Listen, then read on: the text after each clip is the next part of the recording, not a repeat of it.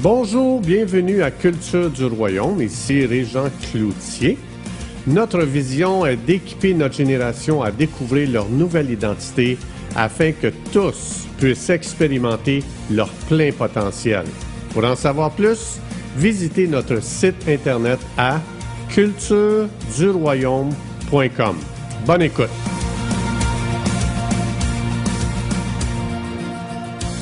Bonjour, aujourd'hui je veux continuer suite 2 sur régner à partir du 3e ciel. Donc aujourd'hui je voudrais qu'on regarde ensemble l'implication d'Éphésiens 2.6. Pourquoi Dieu nous a assis sur un trône avec son Fils Jésus au 3e ciel.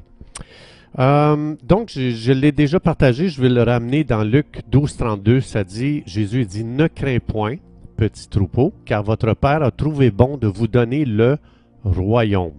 Donc, c'est très important. Je veux surtout mettre l'emphase pourquoi Jésus dit qu'il nous a donné le royaume. Dans Matthieu 10, 7 et 8, Jésus va dire « Allez prêcher et dites, le royaume des cieux est proche. » Ah, Jésus, il nous dit « Voici le message que tu dois apporter. » Puis au verset 8, il va dire « Regardez ça, ça va avec le royaume, l'évangile du royaume. » Au verset 8, il va dire « Guérissez les malades. » Voilà l'évangile du royaume. Ressuscitez les morts. Voilà l'évangile du royaume. Purifiez les lépreux. Chassez les démons. Vous avez reçu gratuitement, donnez gratuitement. Donc, comme j'ai expliqué dans une autre capsule, 147 fois, Jésus et les apôtres enseignaient à chercher le royaume de Dieu puis à prêcher le royaume. Dans Marc 1, 14, 15, ça dit que Jésus a commencé son ministère en annonçant le royaume de Dieu. Il disait, le royaume de Dieu est arrivé parmi vous. Ça veut dire que Jésus est venu avec un nouveau royaume et ce nouveau royaume implique qu'il y a un roi qui est arrivé avec ce royaume-là. Ça, ce que ça veut dire, c'est que quand Jésus est venu, qui est Dieu fait homme sur terre, une nouvelle saison était terminée et une nouvelle saison commençait avec l'arrivée de Jésus. Je le dis dans d'autres mots. Une nouvelle saison, le royaume de Dieu est arrivé et l'ancienne saison, le royaume des ténèbres de Satan, son autorité sont terminées. C'est ça que ça voulait dire. Alors Jésus est venu instaurer un nouveau royaume avec une nouvelle autorité qui va produire un nouveau monde. Le monde du royaume de Dieu. Donc quand on parle de royaume, si on parle d'un royaume, ça veut dire qu'on parle d'un territoire contrôlé par un roi. Et évidemment, Jésus est le roi du royaume de Dieu, de ce nouveau royaume. Et le roi va exercer son autorité sur un territoire délimité et sur les gens dans ce royaume. Donc, si le roi perdait son autorité, il cessait aussi d'être roi. Roi et autorité vont ensemble.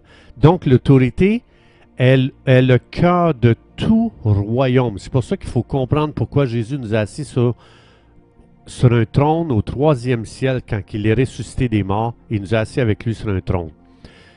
Donc, s'il n'y a pas d'autorité, il n'y a pas de royaume. C'est pour ça que Jésus nous a dit « Je vous donne mon autorité.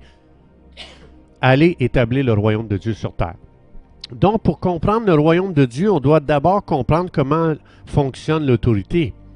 Ça veut dire qu'un roi a un trône et ce trône lui donne l'autorité. Le trône et l'autorité donnent au roi le droit de faire des décrets dans son royaume.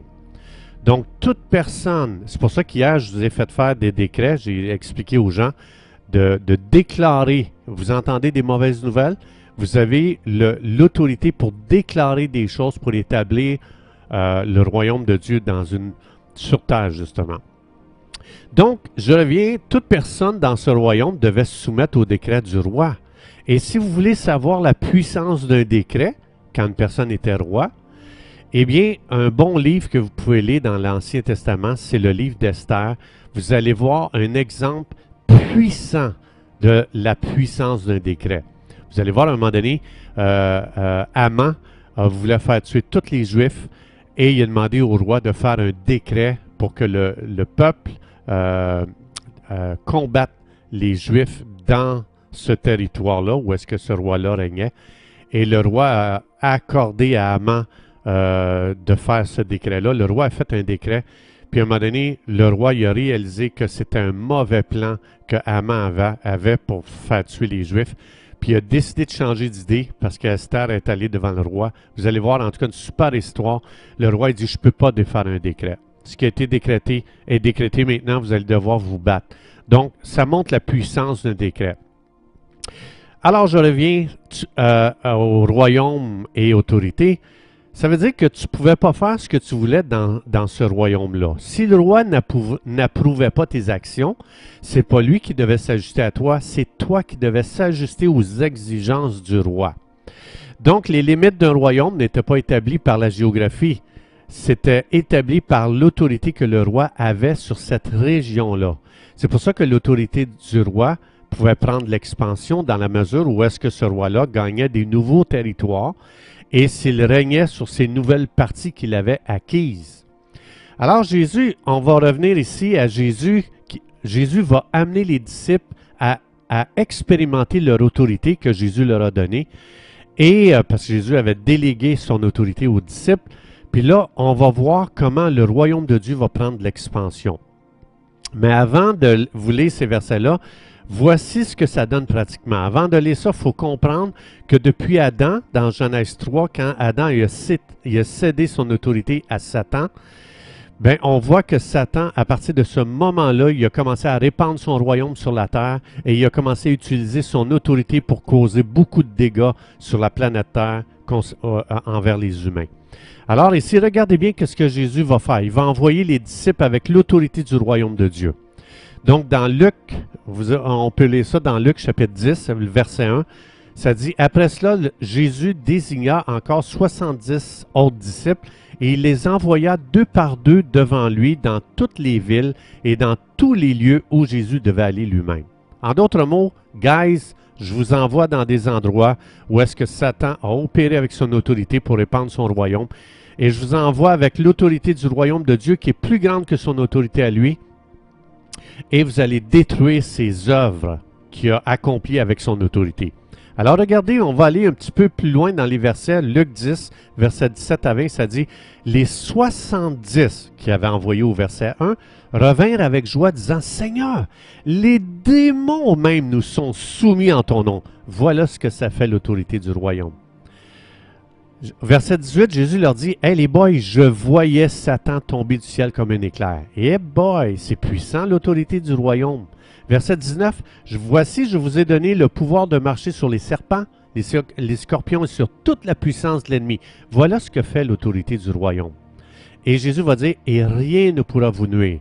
Cependant, ne vous réjouissez pas de ce que les esprits vous sont soumis. Réjouissez-vous de ce que vos noms sont écrits dans le ciel. » Donc, en ayant délivré les gens des démons, comme on voit ici dans le verset, ils ont délivré des gens des démons, ils ont guéri des malades, etc., etc.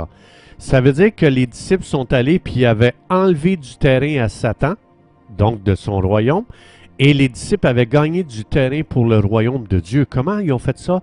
En utilisant l'autorité du royaume de Dieu, en allant prêcher l'évangile du royaume. Et là, en faisant ça, ils ont connu une expansion du royaume de Dieu qu'ils ne s'attendaient jamais à avoir. Le royaume de Dieu et toutes ses implications étaient immédiates et ce n'était pas pour le jour où est-ce qu'il serait au ciel. C'est pas pour le ciel que Dieu nous a donné cette autorité-là et nous a donné l'évangile du royaume, c'est pour ici sur terre.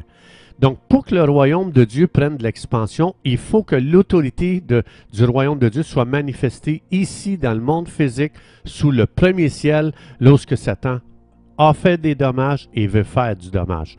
Alors, le royaume de Dieu prend place lorsque la volonté de Dieu va se manifester dans une situation très précise. Il faut se souvenir que pour établir le royaume de Dieu, il faut connaître la volonté de Dieu pour une situation.